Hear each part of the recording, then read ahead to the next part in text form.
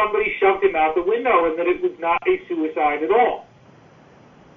During this same conversation, I brought up the fact that the last time Richard and I have ever actually spoken together like this was one day after Dr. Eugene Melov was brutally murdered at his parents' home, where there was a guy who he had been meeting with there who had been running the home and had now stopped running it, and he was bludgeoned to death.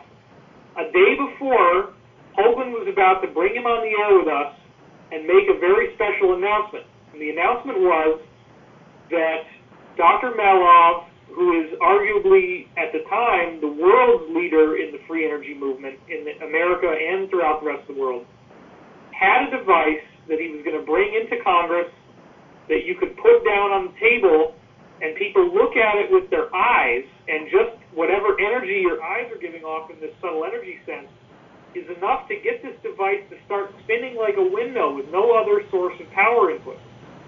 So Richard and Dr. Melov had planned out this whole initiative where they were going to be moving into congressional offices and bring out this device. Now, after Melov was murdered, obviously that did not happen. And we do not know at this point what happened to the device that would rotate by looking at it. However, there does appear to be a very clear, consistent worldwide effort being made to release these classified technologies. And if you gain any credence from what Fulford has been saying, there are other countries in the world that are not part of what I would call the powers that were, or the old world order. And these countries would include Russia, they would include China, they would include India, they would include Brazil. I've just named you BRIC, B-R-I-C, Brazil, Russia, India, China, which does effectively represent the strongest world axis against the powers that were. Now, we've had a lot of letters that have come in, and people are tearing me to pieces about the idea of China's human rights abuses. China's trying to shut down the internet. Please let me remind you, China is a population of 1.5 billion people. The number is staggering.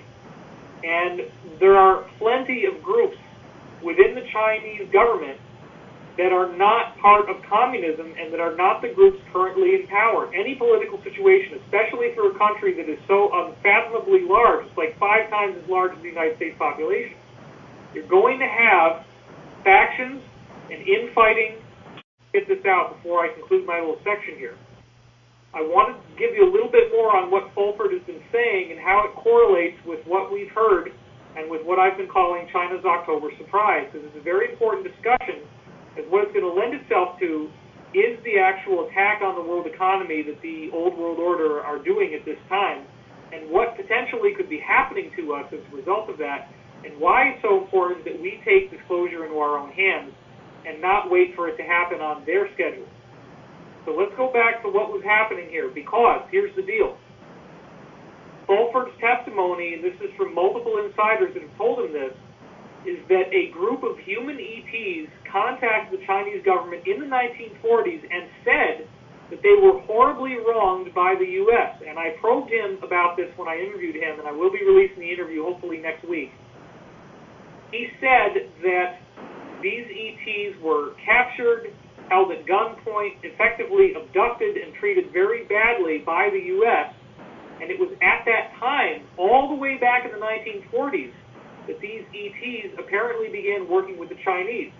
Now, if you liberally blend in the idea that this probably is the Roswell crash, with what we've heard from many other insiders regarding the occupants in these craft having a technology they call the cube, that they literally walked out with in their hands. Even Henry Deacon was talking about that. And this device allows you to look through time. It's entirely possible that these ETs looked into the future and saw that even though China was a relatively unknown element in the 1940s, that they would become a formidable world power and would be part of this anti-old world order axis when the time was right. And so apparently, according to Fulford, these ETs have been working behind the scenes, and they knew they could not make their move until the time was right. And the right time, beginning with, was in 2008, where apparently, according to Fulford sources and others have confirmed this, this axis, the Brazil, Russia, India, China axis, was responsible for triggering the economic failure of 2008, which was very importuned for the Republicans who were running under McCain and Palin. Again, as I've said before, I believe that Palin was an accident. I do not believe that McCain wanted her to be, that the people running McCain wanted her to be his running mate. There's two major black ops factions. There was a Mormon faction, which wanted Romney, who was Mormon. The Mormon faction is very strong. That's why all the black ops facilities apparently have been relocated to Utah. And then you have the Jewish faction through Israel that wanted his running mate to be Lieberman, and there was a lot of infighting about this. Palin was surprised, and it was McCain making a so-called maverick decision from the inside that he didn't think through. But then the economy collapsed at the single worst time it could have for the Republicans, and that was obviously, in my opinion, part of this effort that was being made by this faction to bring about a change in the political structure. Now, what's interesting is that you have Duncan Rhodes of Nexus Magazine correlating with what I've heard from my own insiders at very high levels, which has led me to the conclusion that there have been a sequence of events that have been happening since the end of September in particular that appear to be, according to Fulford sources, who've now gotten confirmation on this as well, triggered by these extraterrestrials, who are basically humans, our own family, working in conjunction with a faction within China, probably and almost certainly not the elected government, but another faction. And what they've been doing is they have been attacking assets, military assets primarily, but there's been a lot of public ones as well. So just for everybody to recap, I want to read these because it's very important. First one was announced on September 30th, where 6 million computers and 1,000 different businesses in China were hit by the Stuxnet virus. The Stuxnet virus, according to these sources, is a quantum virus, which means it uses a weird technology where they actually are able to create a backflow of electrical current through the diodes on a circuit board of a computer. An ordinary computer can be used, and it actually downloads information from the quantum field, which allows the virus to be rewritten once it's inside a system after it's already been infected. That's why this device, this virus was so powerful and so devastating in that if you read the article that I linked on DivineCosmos.com, it also attacked Iran's Bushehr nuclear reactor. That announcement was made on September 30th. And systematically, any time that it found difficulties, it seemed to already know what to do, and yet it's a tiny little virus. Well, this is apparently because it's getting the quantum information coming in.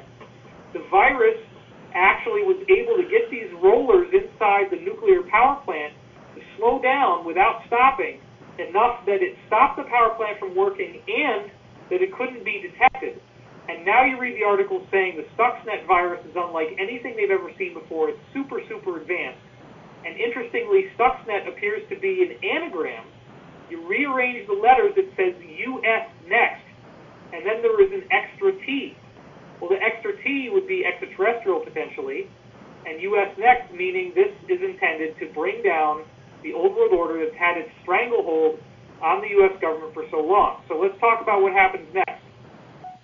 According to these insider sources, October 13th is when these packages were supposed to be opened by world leaders around the world, delivered to them, and the packages had blueprints for free energy devices as well as a working prototype. The world leaders were told after this was dropped off by a courier that if they opened it prior to the 13th, it would destroy a 6-mile radius around the area, and that if they waited too long after the 13th, it would also blow up.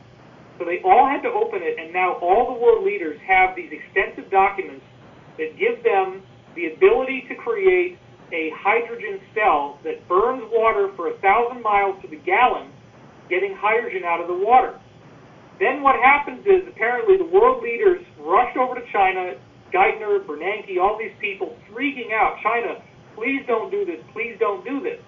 The next thing that happens is, on October 21st, an Exxon oil refinery near Chicago has an equipment failure. On October 22nd, an oil refinery in Rodeo, California has an equipment failure.